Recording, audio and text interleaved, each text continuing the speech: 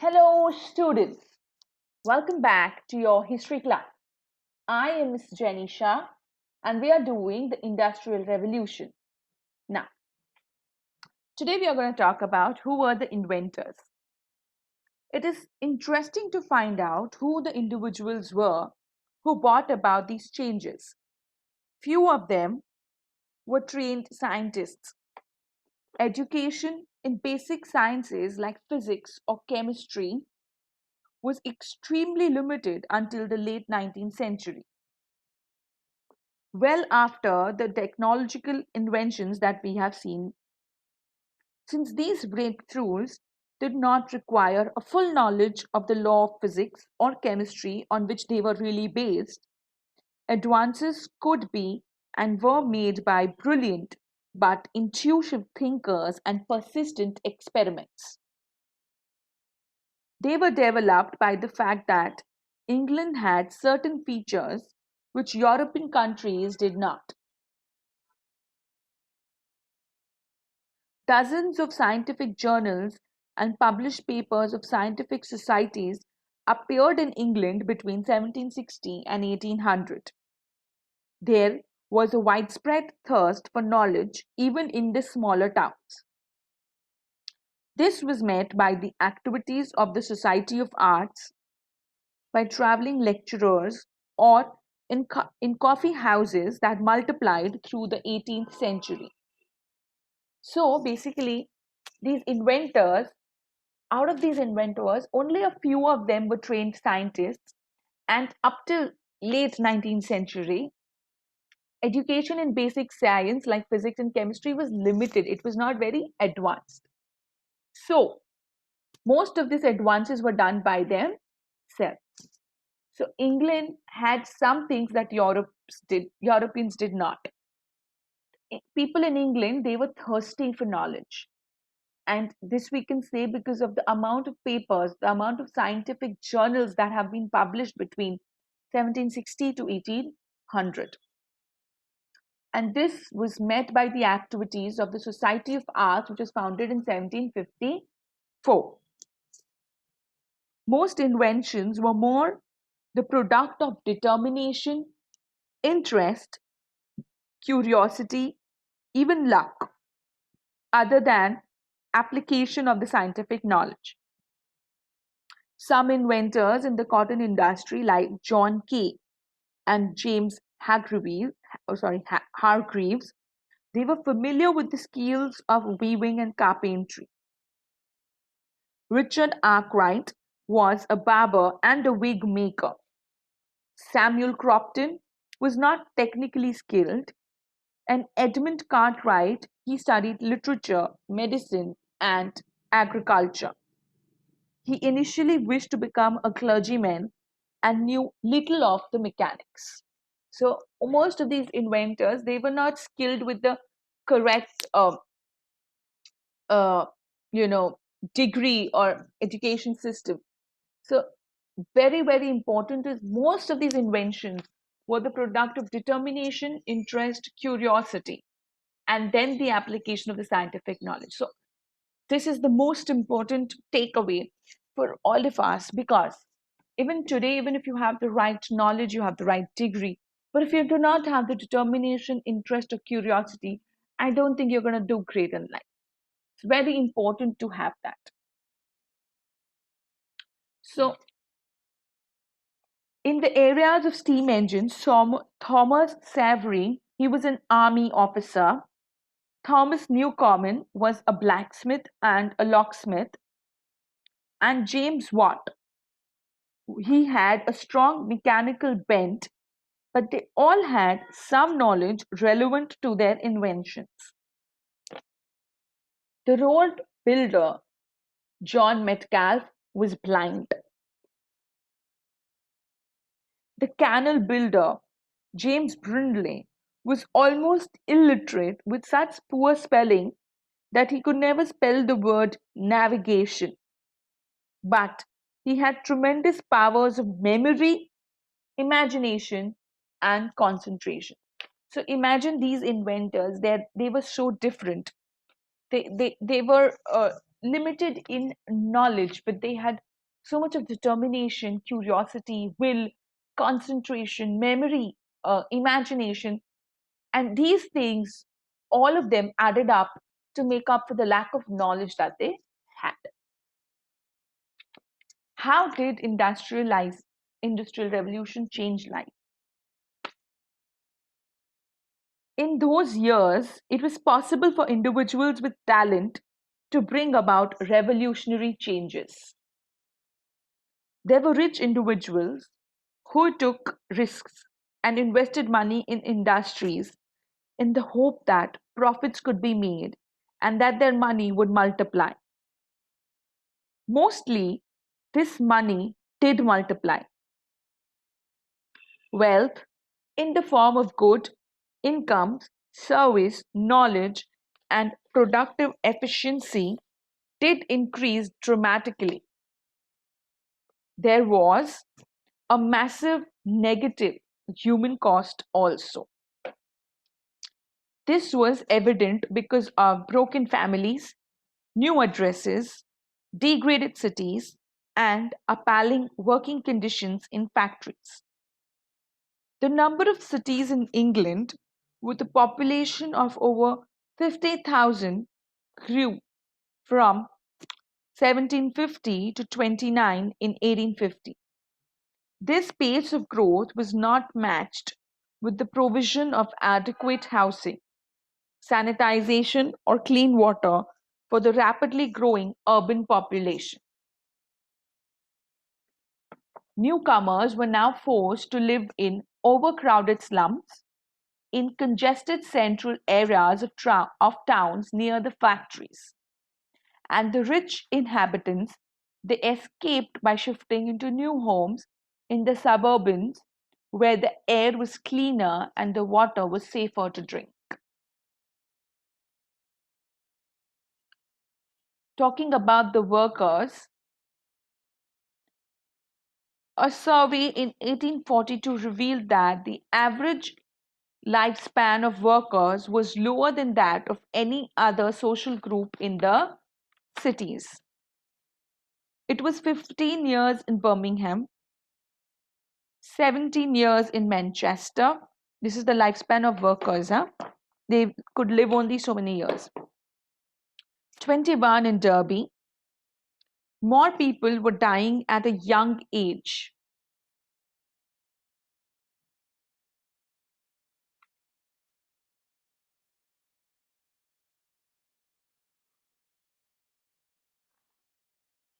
Especially in the new industrial cities. But in the villages, they were living longer. Half the children failed to survive beyond the age of 5. The increase in population of cities was because of immigrants rather than an increase in the number of population because of the children born to families who already lived there. So basically, there were more people who were moving there than being, or giving birth. Deaths were primarily caused by epidemics, uh, caused by the epidemics of the disease that sprang from the pollution of water, like cholera and typhoid, or of the air, like tuberculosis. More than 31,000 people died from an outbreak of cholera in 1832. Until the late 19th century, municipal authorities were negligent in attending to these dangerous conditions of life, and the medical knowledge to understand and cure these diseases was unknown. Now we look at the ugly phase, that is the women, children, and industrialization. We already know industrialization has broken families, and lots of people started to move into cities, and the rich people started to move away in the suburban areas. Now we speak about the women and children. The Industrial Revolution was a time of important changes in the way that children and women worked. Children of the rural poor had always worked at home or in the farm at jobs that varied during the day or between seasons under the watchful eye of their parents or relatives.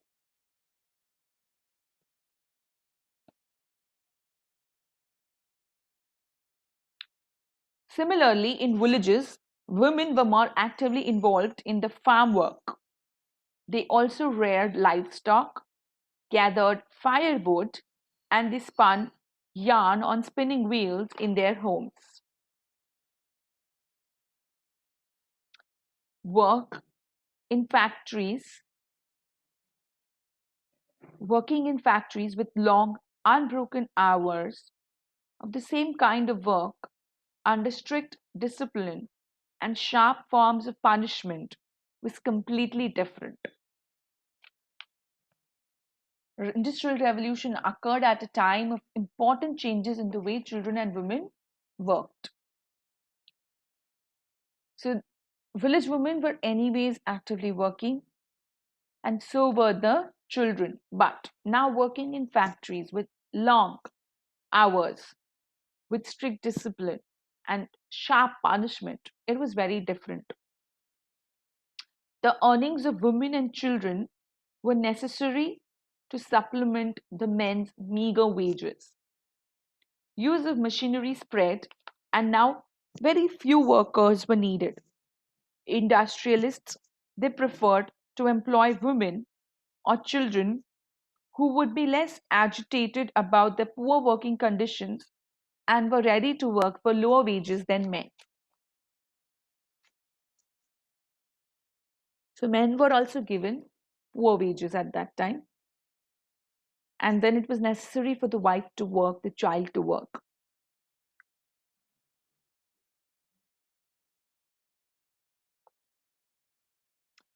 Because of the machines, lots of people were not needed, workers were less. Now, the women were employed in large numbers in the cotton textile industry in Lancashire and Yorkshire. Women were also the main workers in the silk, lace making, and knitting industry, as well as in the metal industries of Birmingham. Machinery like cotton spinning jenny was designed to be used by child workers and their small built and nimble fingers. Children were often employed in textile factories because they were small enough to move between tightly packed machinery. The long working hours, including cleaning the machines on Sunday, allowed them with very little fresh air or exercise. Children caught their hair in machines or crushed their hands, while some died when they fell into the machines as they dropped off to sleep from exhaustion. Coal mines were also a very dangerous place to work in.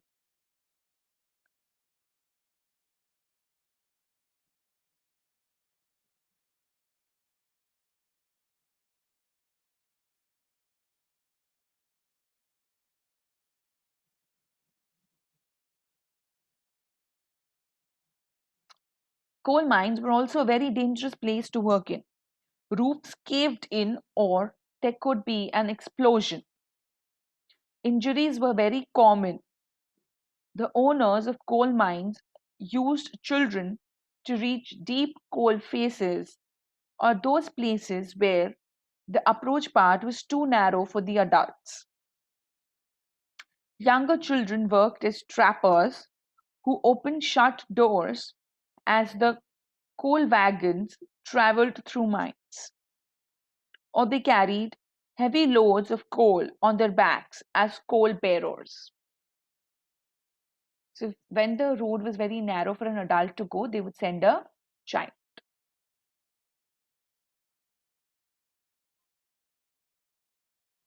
Factory managers considered child labor to be important training for future factory work.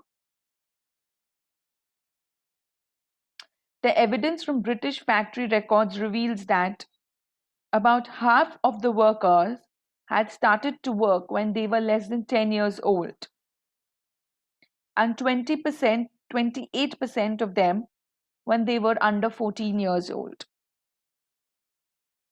Women may well women may have well gained increased financial independence and self esteem from their jobs. But this was more offset by the humiliating terms of work that they endured. The children they lost at birth or in early childhood, and the squalid urban slums that the industrial work compelled them to live into were the other part of the coin besides financial independence that they received from their jobs. The protest movements we're going to do tomorrow. In his novel Hard Times, Charles Dickens, he is the most severe contemporary critic of the horrors of industrialization for the poor. He wrote a fictional account of an industrial town he aptly called Coketown. It was a town of red brick, or the brick that would have been red if the smoke and ashes had allowed it. But as matters stood, it was a town of unnatural red and black, like the painted face of a savage. It was a town of machinery and tall chimneys, out of which interminable serpents of smoke trailed themselves for ever and ever and never got uncoiled. It had a black canal in it, and a river that ran purple with ill smelting dye, and vast piles of building full of windows, where there was a rattling and trembling all day long, and where the piston of the steam engine worked monotonously up and down, like the head of an elephant in a stare of melancholy madness. So, if you have read Charles Dickens or T.H. Lawrence, they speak about urbanization. I want you to write down the effects of early urbanization on British towns and villages and then compare that situation with India. This will be your notebook work. I repeat, this activity is there on your textbook, page 208. Effects of early urban industrialization on British towns and villages. And then you will compare that with the current circumstances in India, current situation in India. With these children, I end today's class. Meet you next time. Till then, stay home, stay safe, take care, keep learning. Thank you.